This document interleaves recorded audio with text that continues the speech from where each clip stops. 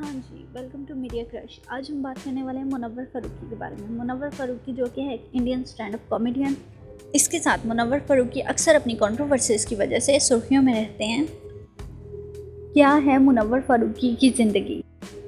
क्या मुनव्वर फ़ारूकी स्टिल शादीशुदा हैं या उनकी डिवोर्स हो चुकी है? क्या उनकी शादी लव मैरिज थी या अरेंज? क्यों मुनव्वर फ़ारूकी हुए थे मुंबई शहर में शिफ्ट और उनके शहर में उनके घर को जलाने की क्या थी वजह? लोगों ने उनके घर को क्यों जला दिया?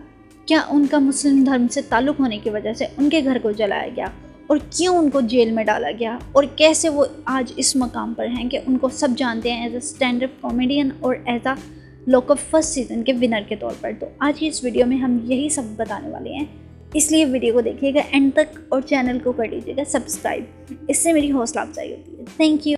लोकअप के सबसे फेमस और चर्चे में रहने वाले कैदी मुनव्वर फ़ारूकी का जन्म 28 जनवरी 1992 में गुजरात के शहर जूनागढ़ में हुआ। मुनव्वर फ़ारूकी पैदा एक गरीब खानदान में हुए थे। उनके घर में उनकी 3 बहनें, वो और उनके पेरेंट्स उनके साथ रहते थे। मुनव्वर फ़ारूकी के फादर एक ड्राइवर थे और उनकी माँ एक हाउसवाइफ थी। 2002 गुजरात राइट्स में बहुत से घर तबाह हो गए, जिनमें एक घर तबाह होने वाला मुनव्वर फ़ारूकी का भी था। उनके घर को भी लोगों ने जला दिया, जिसकी वजह से उनकी माँ ये सदमा बर्दाश्त न कर सकी और उन्होंने कर ली सुसाइड। इन सब परेशानियों और मुसीबतों के बाद मुनव्वर फ़ारूकी और उनकी फैमिली का गुजरात में रहना बहुत मुश्किल हो गया। इसलिए उनके फादर ने अपनी तीनों बेटियों और मुनव्वर को साथ लिया और मुंबई में शिफ्ट हो गए। लेकिन मुश्किलों और मुसीबतों ने मुंबई में भी मुनव्वर और उसकी फैमिली का पीछा किया और मुंबई में जाकर उनके फादर की हो गई तबीयत ख़राब। इस वजह से उनके पूरे घर की जिम्मेदारी मुनव्वर फ़ारूकी पर आ गई और इस वक्त सिर्फ और सिर्फ मुनव्वर फ़ारूकी थे 16 साल के, जब उन्होंने अपने घर को और फैमिली को सपोर्ट करना शुरू किया।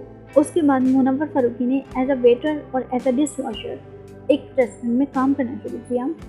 इसके साथ साथ वो शाम में कंप्यूटर कोर्स और ग्राफिक डिज़ाइनिंग भी सीखा करती थी। इसी तरह 4 साल की कड़ी मेहनत और कड़ी मुशक्क़त के बाद आखिरकार उन्हें एक कंपनी में एज अ ग्राफिक डिज़ाइनर बहुत अच्छी पोस्ट पर जॉब मिल गई।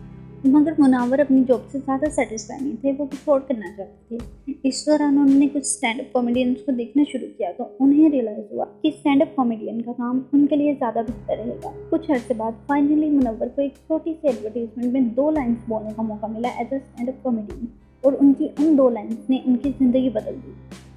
लोगों ने उनकी परफॉर्मेंस की बहुत तारीफ की और साथ ही साथ मुनव्वर को इस वजह से कई और मौके मिले as stand up comedian perform करने के।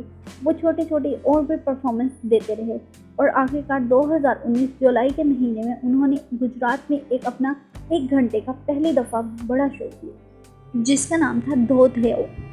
इसके बाद मुनव्वर फ़ारूकी ने as a stand up comedian full time इस काम को करना शुरू कर दिया और उनको इस काम के लिए बहुत सराहा गया। लेकिन 2020 में उनके फादर का देहांत हो गया, ज़्यादा तबीयत खराब होने की वजह से, और इसी के साथ साथ कोविड-19 की वजह से उनके कई शोज कैंसिल भी हुए और वो इतना परफॉर्म नहीं कर सके। इस वजह से उन्होंने 2020 में अपना यूट्यूब चैनल स्टार्ट किया। उनका यूट्यूब चैनल बहुत जल्दी बहुत ज़्यादा फेमस हो गया। बहुत से लोगों ने उनकी परफॉर्मेंस को बहुत ज़्यादा पसंद किया।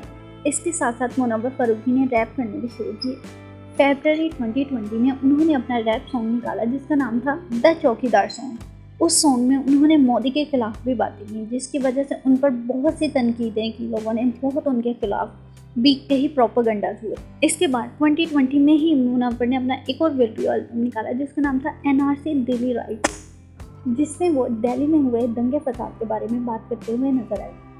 इसके अलावा अक्सर मुनव्वर फ़ारूकी अपनी कॉमेडी के शोज़ में और दूसरे परफॉर्मेंसेज में पॉलिटिशियन और धर्म के बारे में, अपने मज़ाहिब के बारे में बोलते हुए नजर आए।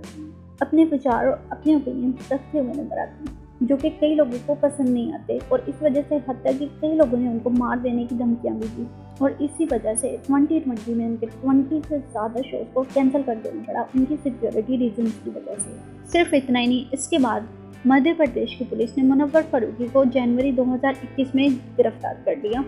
हुआ कुछ नहीं था कि इंदौर के अपने एक शो में मुनव्वर फ़ारूकी ने होम मिनिस्ट्री के बारे में कुछ कह दिया था तो एमएलए के बेटे ने मुनव्वर फ़ारूकी के खिलाफ इल्ज़ाम लगा दिया और इस वजह से मुनव्वर फ़ारूकी को गिरफ्तार कर लिया गया और उनको 40 दिन तक जेल में रखा गया। उन्होंने मुनव्वर फ़ारूकी पर यह इल्ज़ाम लगाया था कि मुनव्वर फ़ारूकी हिंदू धर्म की रिस्पेक्ट नहीं करते और उनका मजाक उड़ाते। लेकिन फिर उन्हीं के कुछ हिंदू दोस्तों ने मुनव्वर के में गवाही दी कि मुनव्वर अगर हिंदू धर्म की रिस्पेक्ट नहीं करते या मजाक उड़ाते होते तो क्या वो हमारे इतने अच्छे दोस्त होते और क्या हमारी माँ उसको अपना बेटा समझती। इन सब चीज़ों के अलावा इसी साल मुनव्वर फारूकी हमें लॉकअप में भी नजर आए थे और लॉकअप की शो को जीतकर उन्होंने कई लोगों के दिल जीत लिए और अब हमें जल्द ही मुनव्वर खतरों के खिलाड़ी में भी नजर आने वाले हैं एक और रियलिटी शो में। और अगर हम लॉकअप की बात करें तो लॉकअप में अंजलि और मुनव्वर की जोड़ी को फैंस ने बहुत ज़्यादा पसंद किया था और उनके नाम पर एक हैशटैग चलाया गया जो कि बहुत वायरल हो गया, जो कि था मुंजली के नाम से। तो लॉकअप अंजलि और मुनव्वर को फैंस देखना चाहते थे एक साथ और आफ्टर लॉकअप पता चला कि मुनव्वर फारूकी ऑलरेडी रिलेशनशिप में एक साल से अपनी गर्लफ्रेंड नाजिला सतैशी के साथ और अंजलि को भी उनके बॉयफ्रेंड के साथ देखा गया। तो कुछ इस तरह से हैशटैग मुंजली की स्टोरी जैसे लॉकअप के साथ शुरू हुई थी वैसे ही लॉकअप के साथ ख़त्म भी हो गई।